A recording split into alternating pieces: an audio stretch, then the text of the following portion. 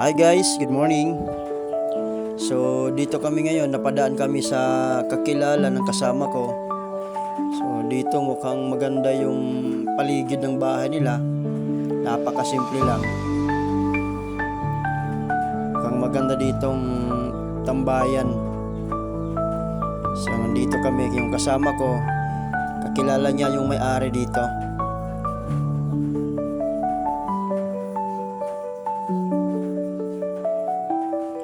Ganda ng lugar dito. Pwede dito mag-alaga ng mga manok.